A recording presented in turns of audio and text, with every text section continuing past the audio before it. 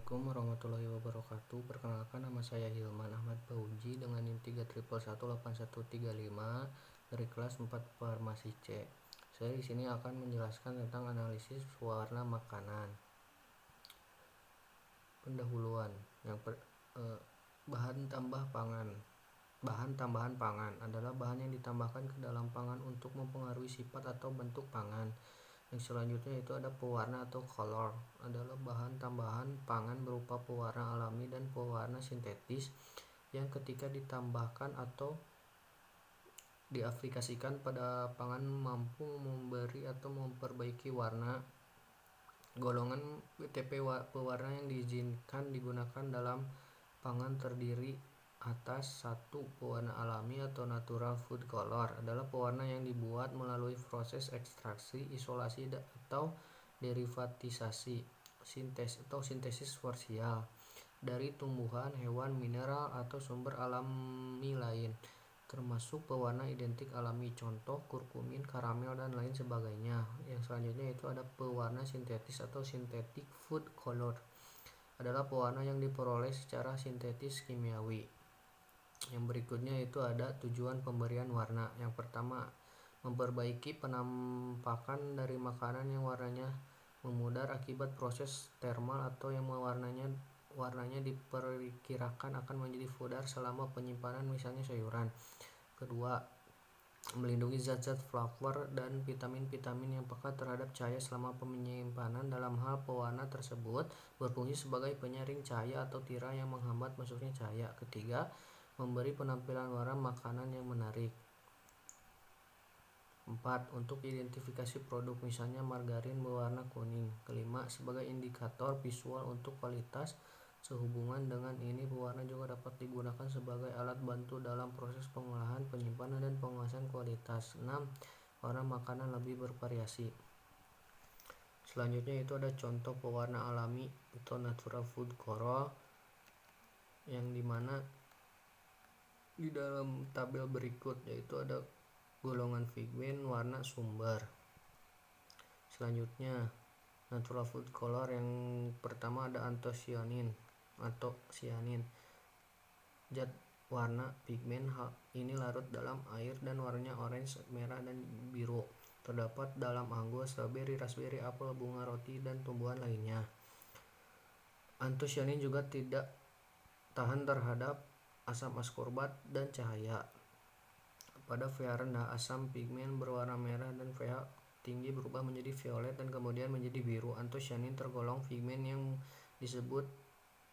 pada umumnya larut dalam air. Yang berikutnya itu karotenoid, merupakan zat warna yang berwarna kuning, merah, dan orange yang secara alami terdapat dalam tumbuhan dan hewan seperti dalam water, tomat, jeruk, algae, lobster, buah pepaya, kulit pisang, tomat, cabai merah, mangga, ubi jalar, dan beberapa bunga yang berwarna kuning dan merah. Lebih dari 100 macam karotenoid terdapat di alam, tetapi hanya beberapa macam yang dapat terisolasi atau disintesa untuk bahan pewarna makanan. Di antaranya ialah beta-karotenin, katasantin, bixin, dan xanthofil. Senyawa ini baik untuk mewarnai margarin, keju, sop, puding, es krim, mie, mewarnai sari buah, dan minuman ringan.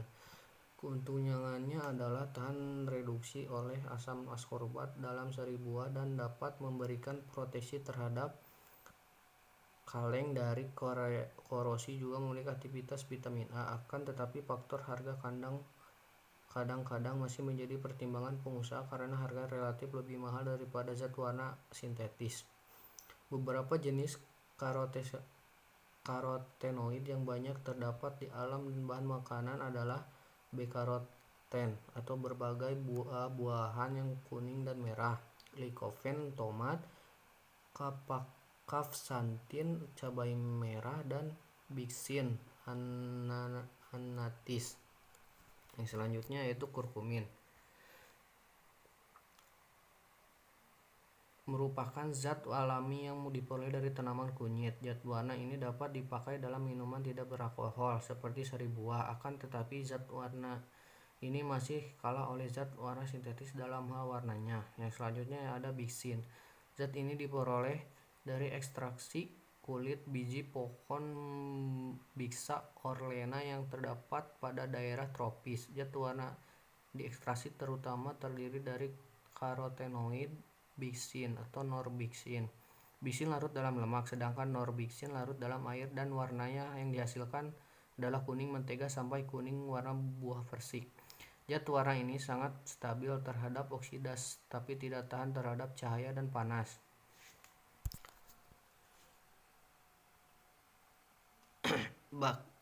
Bixin sering digunakan untuk mentega, margarin, minyak jagung, dan salad dressing. Walaupun harganya tinggi daripada certified color, namun masih lebih murah daripada karoten.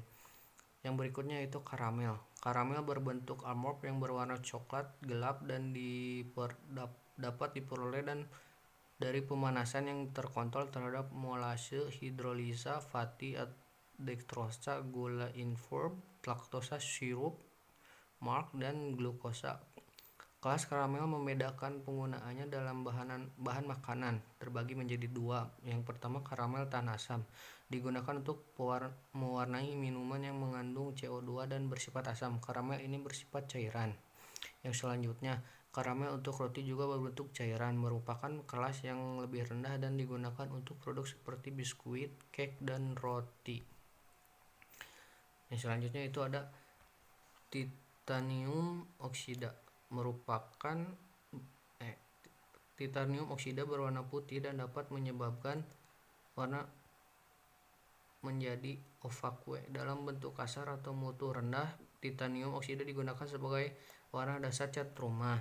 Secara tersendiri, titanium oksida digunakan dalam sirup yang dipakai untuk melapisi tablet obat. Penggunaan titanium oksida diizinkan sejak tahun 1966 dengan batas 1% BB. Yang selanjutnya itu ada cochineal, karmin, dan asam carmina. Cochineal adalah zat yang berwarna merah, diperoleh dari hewan Cocanus cacti yang dikeringkan. Hewan ini hidup pada sejenis kaktus di Kepulauan Kanari dan Amerika Selatan. Zat warna yang terdapat di dalamnya adalah asam karminal. Karmin diperoleh dari mengekstraksi asam karminal, kemudian dilapisi dengan aluminium jadi merupakan lek asam karminat. Zat warna karmin ini mahal dan jarang dipakai. Karmin digunakan melapisi bahan B protein yang diproses menggunakan electrodes dan memberikan lapisan merah jambu. Yang selanjutnya itu synthetic food color. Zat warna sintetis dalam makanan menurut Joint-FAO atau WHO Expert Committee on Food Additives atau GECFA dapat digolongkan dalam beberapa kelas, yaitu azo, trialmetana, quinolone, xanthan, dan indigoid. Dan di bawah ini ada beberapa contoh dari kelas azo, kelas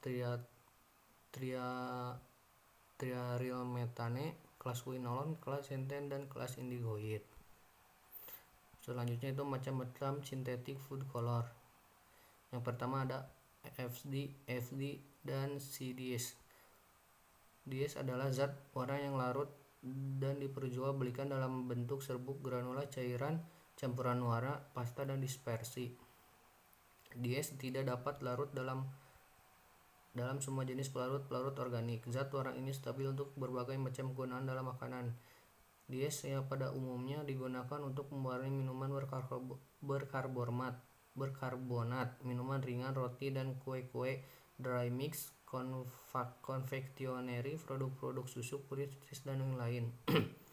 VD dan silex. Pewarna ini dibuat dengan melapisi aluminium hidrat dengan VD dan CD. Konsentrasi pewarna bervariasi antara 10-40%. Penggunaannya terutama untuk sistem dispersi berminyak atau produk-produk yang kadar airnya selalu rendah untuk dapat melarutkan misalnya tablet yang diberi coating atau pelapisan icing, pelapisan fondant, pelapisan berminyak, campuran adonan cake, donat, permen karet, dan lain-lain. X pada umumnya bersifat lebih stabil daripada D. Leks adalah pigmen yang dibuat melalui proses pengendapan dan absorpsi pada bahan dasar atau substrat yang tidak larut dalam air, yaitu alumina. Leks tidak larut dalam air, alkohol, dan minyak. FDA belum menetapkan peraturan pemakaian teks untuk makanan. Semua pewarna teks masih belum disetujui terkecuali FDC Red nomor 40 Lek. Berikutnya adalah analisis pewarna makanan. Yang pertama ada analisis kualitatif dengan menggunakan aplikasi yang dimana terbagi menjadi dua. Yang pertama dengan menggunakan cairan resin untuk menukar ainon sehingga dapat menjebak dan memurnikan pigmen dari komponen makanan yang lainnya. Kedua, aplikasi secara tepat dapat memisahkan dan mengidentifikasi pewarna dengan cara membandingkan standarnya. Yang berikutnya ada analisis kualitatif dengan menggunakan kromatografi kertas, yang dimana prinsipnya itu pewarna dalam makanan diekstrak dan diteteskan pada kertas kromatografi. Yang kedua, diteteskan standar pewarna. Ketiga, dielusi dengan fase gerak yang cocok. Yang keempat, jika mengandung pewarna maka akan berada dalam ketinggian atau letak yang setara. Sekian presentasi yang dapat saya sampaikan. Mohon maaf bila ada kesalahan. Assalamualaikum warahmatullahi wabarakatuh.